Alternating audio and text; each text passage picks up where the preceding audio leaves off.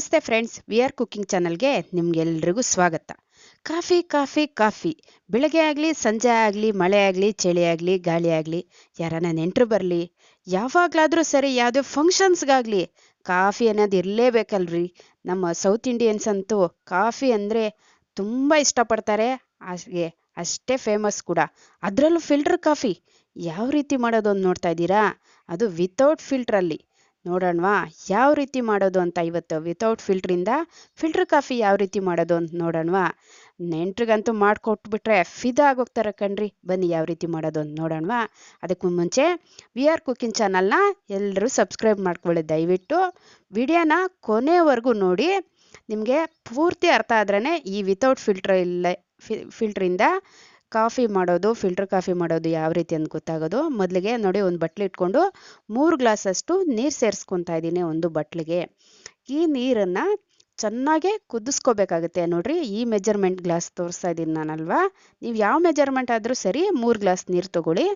ಅದಕ್ಕೆ 1 ಗ್ಲಾಸ್ಗೆ 3 ಸ್ಪೂನ್ನಷ್ಟು, ಅಂದರೆ 3 ಗ್ಲಾಸ್ಗೆ 9 ಟೀ ಸ್ಪೂನಷ್ಟು ಕಾಫಿ ಪುಡಿ ಸೇರಿಸ್ಕೊತಾ ಇದ್ದೀನಿ. ಫಿಲ್ಟರ್ ಕಾಫಿ ಅಂದರೆ ನಾನು ಬ್ರೂ ಗ್ರೀನ್ ಲೇಬಲ್ ಅಂತ ಕಾಫಿ ಪುಡಿ ಬರುತ್ತಲ್ವಾ, ಕಾಫಿ ಪೌಡ್ರು, ಅದನ್ನು ಸೇರಿಸ್ಕೊತಾ ಇದ್ದೀನಿ. ನೋಡಿ, ಈ ಥರ ಚೆನ್ನಾಗಿ ಮರಳದ ಮೇಲೆ, ಅಂದರೆ ಕಾದ್ಮೇಲೆ ಕಾಫಿ ಪುಡಿ ಸೇರಿಸ್ಕೊಬೇಕಾಗತ್ತೆ. ನಾವು ಎಲ್ಲ ಒಟ್ಟಾಗಿ ಸೇರಿಸ್ಬಾರ್ದು, ಸ್ವಲ್ಪ ಸ್ವಲ್ಪ ಸೇರಿಸ್ಕೊಂಡು ಮಿಕ್ಸ್ ಮಾಡ್ಕೋಬೇಕಾಗತ್ತೆ ಕಾಫಿ ಪೌಡ್ರನ್ನ. ಈ ರೀತಿ ನೋಡಿ, ಈ ರೀತಿ ಮಿಕ್ಸ್ ಮಾಡ್ಕೊಳ್ಳಿ.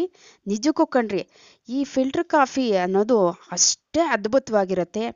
ಎಷ್ಟೊತ್ತಾದರೂ ನಿಮ್ಮ ಬಾಯಿಂದ ಘಮ ಅನ್ನೋದು ಹೋಗೋದೇ ಇಲ್ಲ. ಅಷ್ಟೊಂದು ಅದ್ಭುತವಾಗಿರುತ್ತೆ ಈ ಕಾಫಿ ಅನ್ನೋದು, ಫಿಲ್ಟರ್ ಕಾಫಿ. ಅದು ವಿತೌಟ್ ಫಿಲ್ಟ್ರಿಂದ ಮಾಡಿರೋದು ಅನ್ನೋದೇ ನಿಮ್ಗೆ ಗೊತ್ತಾಗಲ್ಲ. ಇಷ್ಟೆಲ್ಲ ಚೆನ್ನಾಗಿ ಮಾಡ್ಬೋದಾ ವಿತೌಟ್ ಫಿಲ್ಟ್ರಿಂದ ಡಿಕಾಕ್ಷನ್ ಮಾಡಿ ಕಾಫಿನ ಅಂತ ನೀವೇ ಹೇಳ್ತೀರಾ.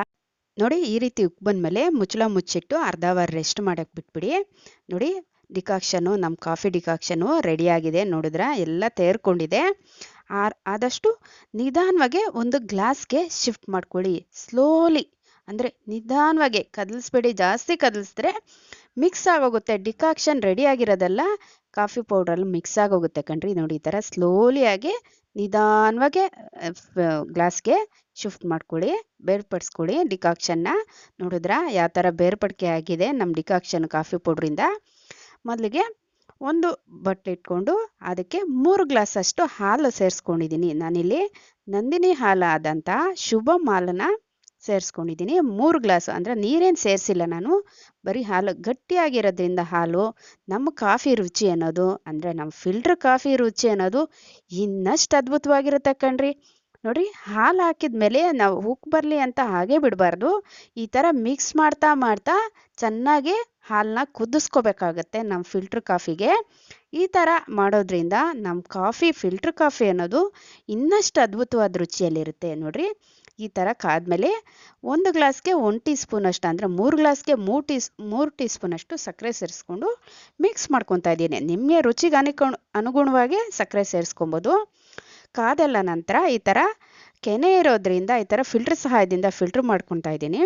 ನೋಡಿ, ಒಂದು ಗ್ಲಾಸ್ಗೆ 1/4 ಗ್ಲಾಸಷ್ಟು ಕಾಫಿ ಡಿಕಾಕ್ಷನ್ನ ಶಿಫ್ಟ್ ಮಾಡ್ಕೊತಾ ಇದ್ದೀನಿ ಕಾಫಿ ಬೆರೆಸೋದಕ್ಕೋಸ್ಕರ.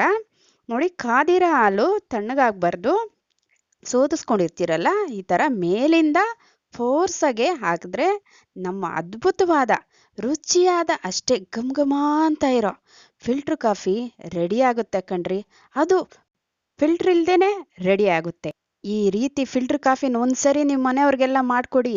ಕಾಫಿ ಕಾಫಿ ಕಾಫಿ ಅಂತ ನಿಮ್ಮ ಹಿಂದಿಂದೇನೆ ಸುತ್ತಾಡ್ತಾ ಇರ್ತಾರೆ. ಅಷ್ಟೇ ಫಿದಾ ಆಗೋಗ್ತಾರೆ. ಮನೆಗೆ ನೆಂಟ್ರಿಗೂ ಮಾಡಿಕೊಡಿ, ಅವರಂತೂ ಫಿದಾ ಆಗೋದು ಗ್ಯಾರಂಟಿ ಕಣ್ರಿ. ವಿಡಿಯೋನ ಕೊನೆವರೆಗೂ ನೋಡಿ. ಈ ರೀತಿ ಕಾಫಿ ಮಾಡೋದು ನೋಡ್ಕೊಳ್ಳಿ.